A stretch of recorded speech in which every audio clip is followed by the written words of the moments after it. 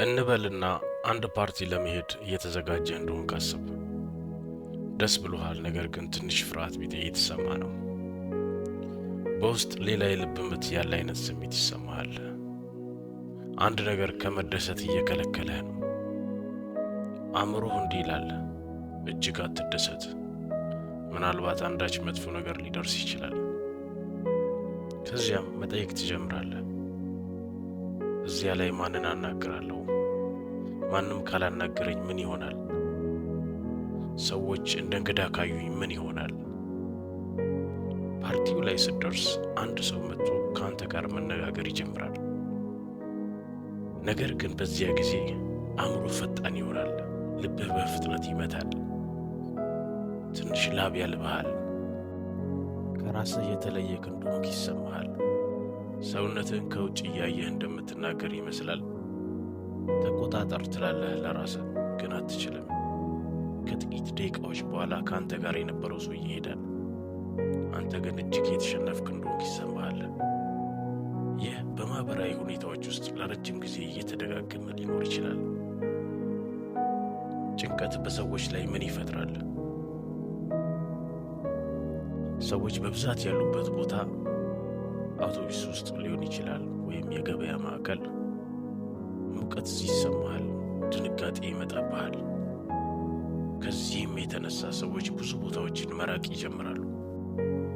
ይህም ደግሞ ብቸኝነት፣ መገለል እንዲሰማን ያደርጋል። ጭንቀት በዓለም ላይ እጅግ የተለመደ ነው። በአሁኑ ጊዜ ከ14 ሰዎች አንዱ ሰው የጭንቀት ችግር አለበት። እናም በየዓመቱ $42 ቢሊዮን በላይ የሕክምና ይወጣል። ጭንቀት ድብርትን፣ ትምህርት መተውን፣ ራስን መግደል፣ የሥራ ችግር፣ የግንኙነት መፍረስን ሊያመጣ ይችላል። መደበኛ ጭንቀትና የጭንቀት በሽታን ስናይ መደበኛ ጭንቀት መጥፎ አይደለም። ለምሳሌ ከአንበሳ ጋር በዱር ውስጥ ተገናኝተህ እንደሆነ አስብ።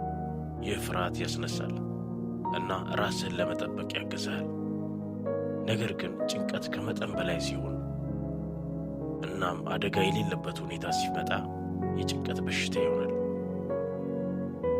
ጭንቀትን ለመቀነስ 3 አስፈላጊ መንገዶች አሉ። አንደኛው በሕይወት ላይ ቁጥጥር እንዳለ ስሜት እንዲኖሩ ያስፈልጋል። ሰዎች ራሳቸውን በሕይወታቸው ላይ ቁጥጥር እንዳላቸው ሲሰማቸው የአእምሮ ጤናቸው ይሻሻላል። ስለዚህ ነገሮችን ስትጀምር ፍጹም እንዲሆን አትጠብቅ። ሁለተኛው ራስን ይቅር ማለት። የጭንቀት ችግር ያለባቸው ሰዎች ራሳቸውን ብዙ ጊዜ ይወቅሳሉ። እኔ ስህተተኛ ነኝ፣ እኔ አልቻልኩም በማለት። ነገር ግን ራስን ይቅር ማለት መጀመር አለብህ። ፓኒክ አታክ ካጋጠመ ራስን ይቅር በል። ሰው ለመናገር ካልቻልክ ችግር የለውም። ሶስተኛው የህይወት ዓላማ መኖር። ሰዎች ሌሎች ሰዎች እንደሚፈልጓቸው ሲሰማቸው ከፍተኛ ደስታ ያገኛሉ። የታዋቂው ነርቮሎጂስት ቪክቶር ፍራንክሊን እንዲህ ይላል፣ ሰው ለምን እንደሚኖር ካወቀ ማንኛውንም ችግር መቋቋም ይችላል።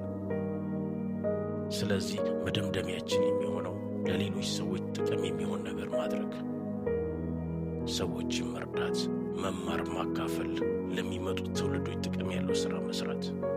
ይህ ሕይወታችንን ዋጋ ያለው ያደርገዋል።